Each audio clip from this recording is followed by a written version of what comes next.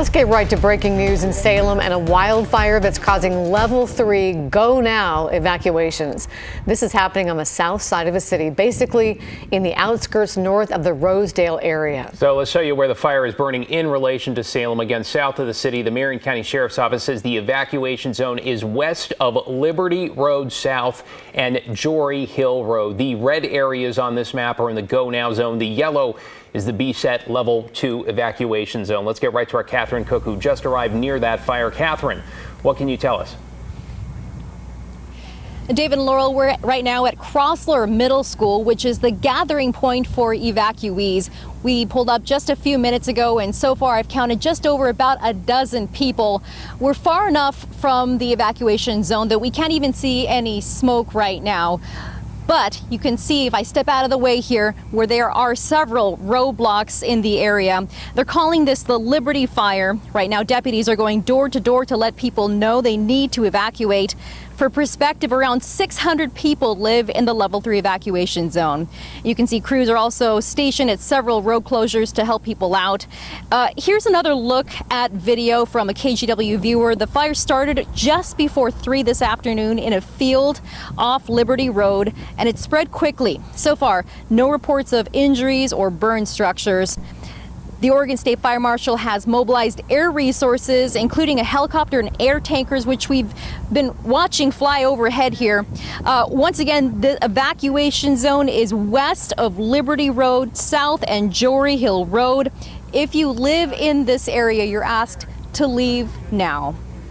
David and Laurel, back to you. Thank you, Catherine, for the update live from Salem. Yeah, obviously touch and go there as we continue to follow this breaking news. Let's bring in meteorologist Joe Ranieri. Joe, I thought I heard it on Catherine's microphone there. How is the wind looking in that area right now? Yeah, it sounded pretty intense just listening to Catherine Cook out there. Right now, we are looking at some relatively calm conditions. That could be changing, though, at a moment's notice. Throughout the metro area and really up and down the I-5 corridor, David, in your Salem, we are seeing some winds pretty calm, but we're also looking at some very dry conditions. Relative humidity is down to about the 25 to 30% throughout much of the central and southern part of the Willamette Valley. But as we look at the futurecast showing the winds, they'll pick up at times late tonight, early tomorrow morning. There's no watches and warnings because of the wind. But again, with these wildfires, as we've seen over the last couple of months, they can kind of create their own weather, if you will. But we'll see the winds pick up later on this week, especially down into parts of the central and southern part of the Willamette Valley, where Salem is, of course. Now, we're also tracking that smoke and haze. You spent any time outside at all today, you noticed it was kind of a thin layer. Well, it turns into a thin to a thicker layer by tomorrow morning and into the afternoon hours. I'll talk more about that in detail in just a few minutes. Yeah, I appreciate that. We'll continue to stay across developments in Salem as well. We continue, though, this evening with a business owner in downtown Portland who says he was the target of a hate crime. This all happened on Monday afternoon when a cyclist started yelling racial slurs. Ashley Graham's talked with him today, and Ashley, his elderly parents were also there.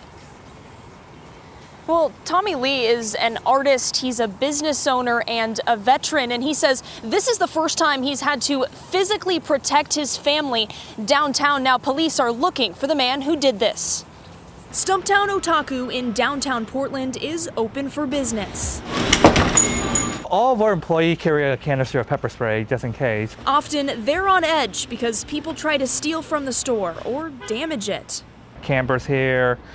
We got trash, we got feces all around the street. It's just driving away customers, driving away tourists, and it put me and my staff at risk. 10-year Navy veteran Tommy Lee is used to protecting his store. But on Monday afternoon, Lee says a man on a bike harassed his family in a different way.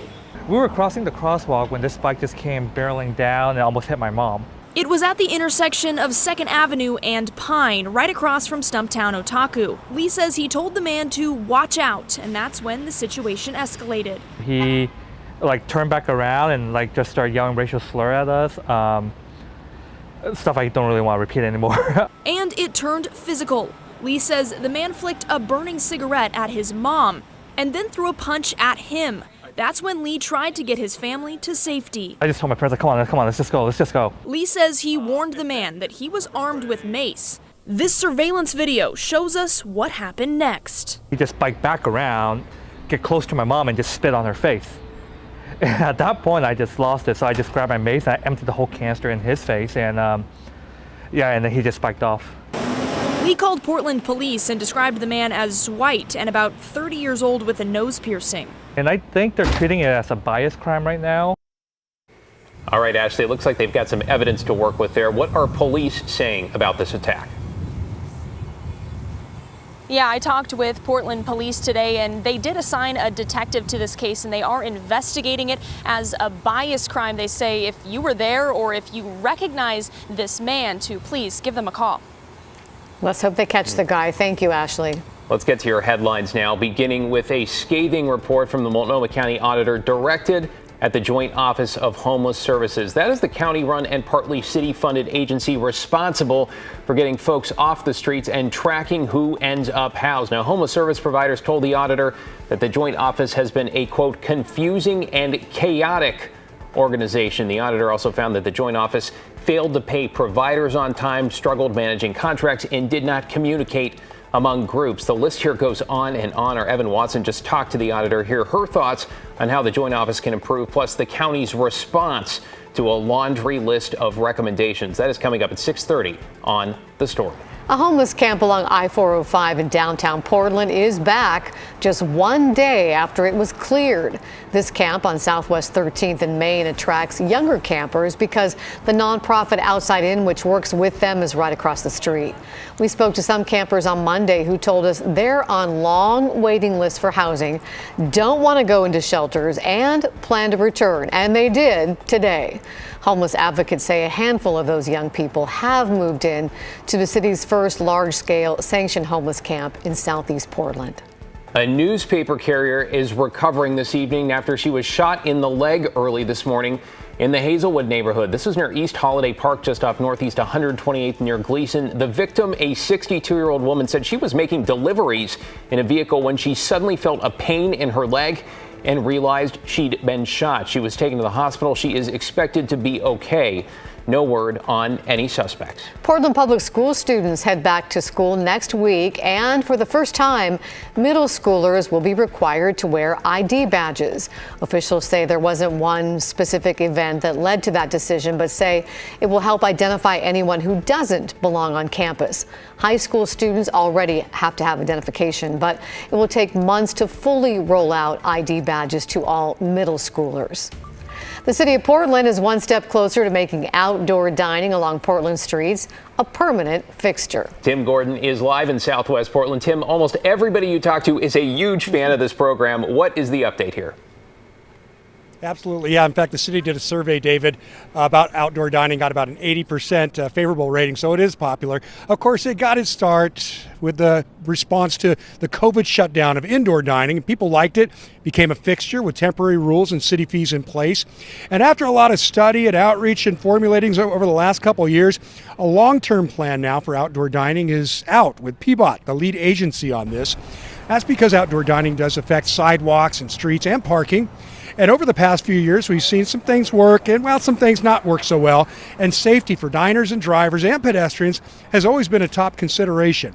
So now a 4-tiered system with varying fees for both sidewalk cafe dining and the street seats, the dining that's just off the curb. Now, both year-round, and they've added an additional seasonal option as well. At today's meeting, the plan got positive comments from some restaurant reps, and city councilors approved moving it forward. We talked to the operations manager of Grasa, which has several locations in Portland, including at Southwest 12th in Washington, which has their biggest outdoor seating area. Started as temporary fix to, a quick fix, and it turned out that we all really enjoy it. We all really like it, and it's really helping, I think, the restaurant industry in Portland. Besides making a big aesthetic change inside, to be able to have these out front is not only free advertising, but doubling the space. Yeah, it sure is. And you can have the dogs with you too when you're dining outdoors. It's kind of nice here at the Leaky Roof right now. So the specifics on fees are going to be laid out when the plan gets its final vote of approval. That's September 27th from the City Council. Expect it to pass. Then they'll start the application for new permits the beginning of 2024. That starts in October. Guys, I'll send it back to you. A lot of folks saying cheers to that. Thank you, Tim.